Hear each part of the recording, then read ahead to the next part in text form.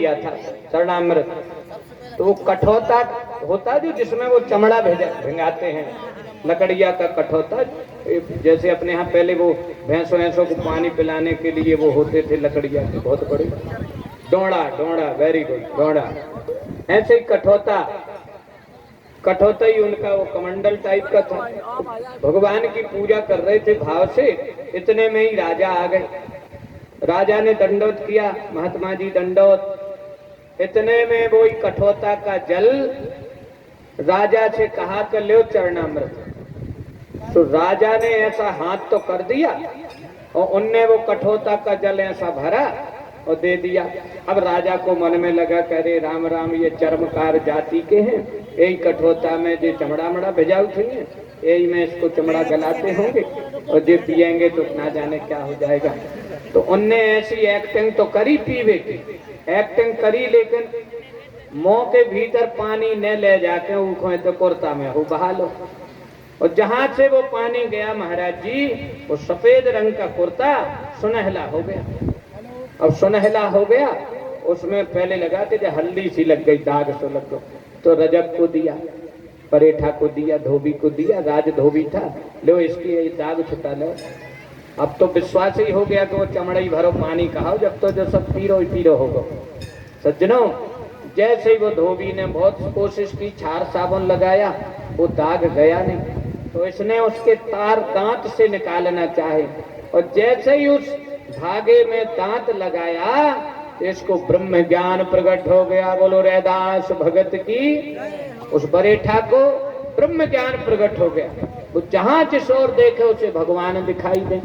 ऐसा अद्भुत चमत्कार देख करके राजा बहुत पछताने, अरे राम राम, कहूँ मैंने पी लो हो तो। अब भगे राजा, बोले महाराज जी गलती हो गई, जब आपने दो सो हमने पियो नहीं, और अब हम फिर से आपके पास आए हैं, हमारे ऊपर कृपा करो, हमें वो फिर से वही जल दो।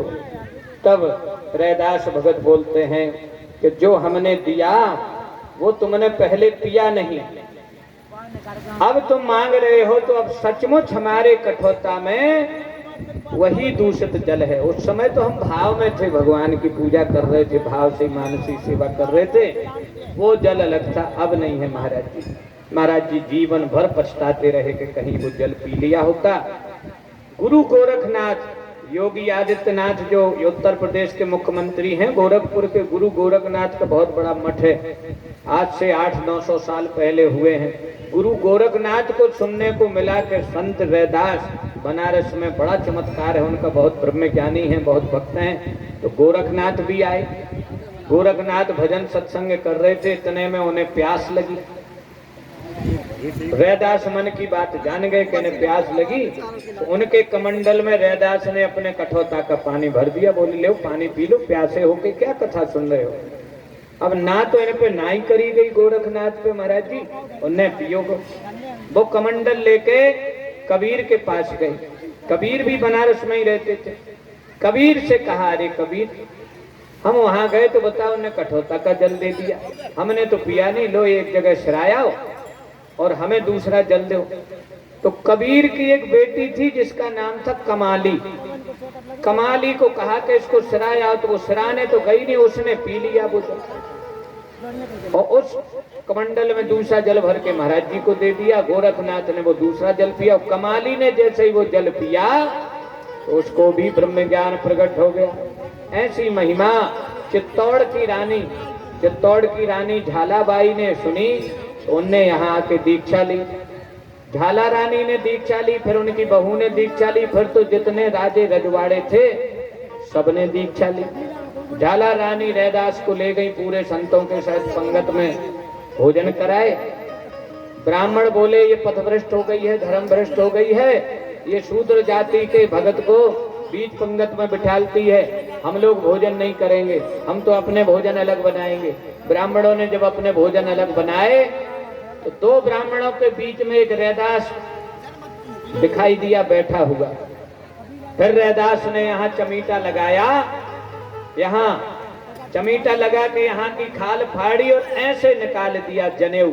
सोने की 3 लरें जनेऊ बोले तुम तो अकेले जो ऊपर पहने थे, जे है जनेऊ भीतर महाराज, जे है ब्राह्मणत्व, जे है ब्राह्मणत्व, फिर पूरे ब्राह्मण भी शरणागति में हो गए। ऐसी कथा इनकी आती है। एक बार ये बैठे अपने जूते मोच रहे थे साधु सेवा के लिए, उसी समय कुछ ब्राह्मण बोले भैया आज गंगा दशहरा है, क्या गंगा जी नहीं जाओगे डुबकी लगाने?